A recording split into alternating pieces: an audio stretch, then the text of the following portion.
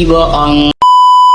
Aku hanya memikirkan satu peraturan penting. Kenapa kau lakukan hari ini kalau kau bisa melakukannya besok? Hahaha. Few moments later.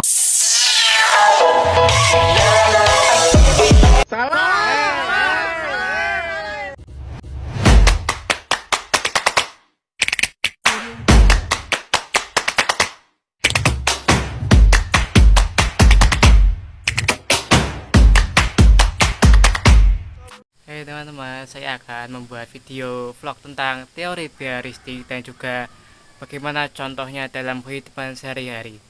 Sebelum itu, perkenalkan, nama saya Bintang Aditya Prasetyo dari kelas B. Apa itu teori biaristik itu sendiri? Teori biaristik itu sendiri merupakan perubahan tingkah laku antara stimulus dan respon, di mana tingkah laku tersebut bisa diamati dan diteliti. Teori biaristik itu sendiri biasanya terjadi melalui rangsangan atau stimulus yang menimbulkan perilaku reaktif. Stimulus itu sendiri biasanya lingkungan belajar anak, baik yang internal maupun eksternal, yang menjadi penyebab belajar. Dan respon itu sendiri adalah akibat atau dampak berupa reaksi terhadap stimulus. Penekanan teori biaristik sendiri adalah perubahan tingkah laku siswa setelah terjadi proses belajar. Adapun ciri-ciri yang mendasari teori belajar biaristik ini sendiri. Yang pertama, mementingkan pengaruh lingkungan. Yang kedua, mementingkan bagian-bagian. Yang ketiga, mementingkan peranan reaksi. Yang keempat, mengutamakan mekanisme terbentuknya hasil belajar melalui prosedur stimulus dan respon. Yang kelima, mementingkan pembentukan kebiasaan melalui latihan dan pengulangan. Yang terakhir, ada hasil belajar yang dicapai adalah munculnya perilaku yang diinginkan. Masing-masing dari ciri-ciri teori biaristik. Yang pertama, mementingkan pengaruh lingkungan. Adalah perilaku belajar seorang yang dianggap dipengaruhi oleh kondisi atau rangsangan stimulus dari lingkungan sekitarnya, bukan dari faktor dalam diri. Yang kedua, mementingkan bagian-bagian. Adalah proses belajar dipandang sebagai serangkaian bagian kecil atau tahapan yang harus dipelajari satu persatu secara sistematis. Yang ketiga, ada mementingkan peranan reaksi. Adalah belajar terlihat dari reaksi atau respon yang ditunjukkan peserta didik setelah menerima stimulus. Yang keempat, ada mekanisme stimulus sampai respon. Belajar terjadi ketika suatu stimulus diberikan dan menghasilkan respons tertentu. Hubungan ini diperkuat dengan penguatan reinforcement. Yang kelima, mementingkan pembentukan kebiasaan melalui latihan dan pengulangan.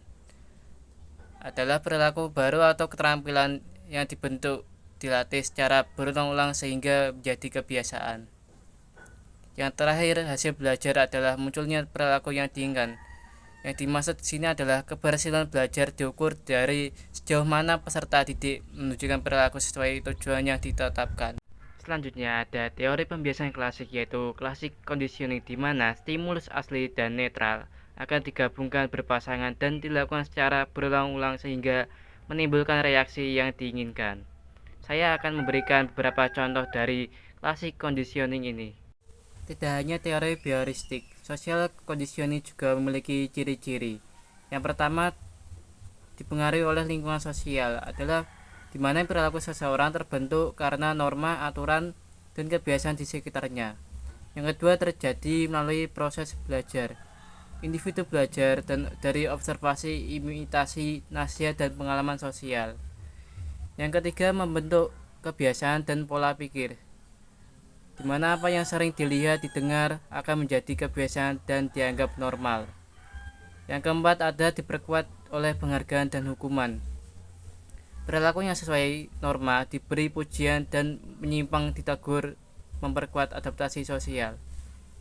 Yang kelima, bersifat tidak disadari, implik, di mana sering terjadi tanpa kita sadari, misalnya ikut adat, cara berpakaian, dan cara berbicara.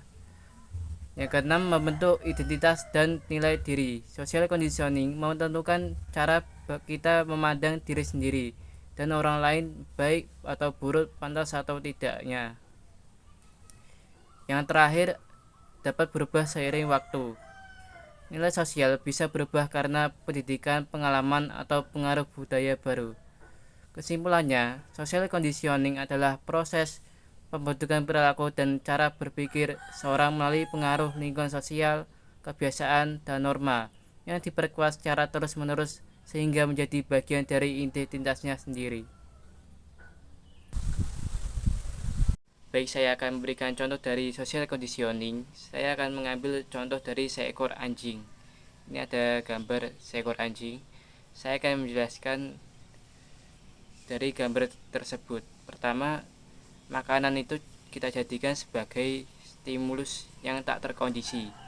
Dan seekor anjing tersebut dan air liur anjing tersebut kita jadikan sebagai respon dari anjing tersebut. Dan untuk garpu yang berbunyi tersebut kita jadikan sebagai stimulus terkondisi. Untuk gambar pertama, ada sebuah makanan yang dihidangkan untuk anjing tersebut. Anjing tersebut memberikan respon berupa air liur. Dan pada gambar kedua, ada sebuah bel atau garpu yang berbunyi untuk memanggil anjing tersebut. Tetapi anjing tersebut tidak mengeluarkan air liur karena tidak ada sebuah makanan atau hidangan makanan untuk anjing tersebut. Dan untuk gambar yang ketiga, ada sebuah garpu yang berbunyi dan sebuah makanan yang dihidangkan untuk anjing tersebut, sehingga anjing tersebut memberikan respon berupa air liur karena ada sebuah makanan yang memicu respon tersebut. Pada gambar keempat, ada sebuah garpu yang berbunyi dan anjing tersebut memberikan respon air liur karena anjing tersebut menduga adanya makanan karena pada gambar sebelumnya itu ada garpu dan dihidangkan sebuah makanan, sehingga anjing tersebut seperti ketika mendengarkan sebuah garpu yang berbunyi dia akan mengira itu sebuah makanan juga.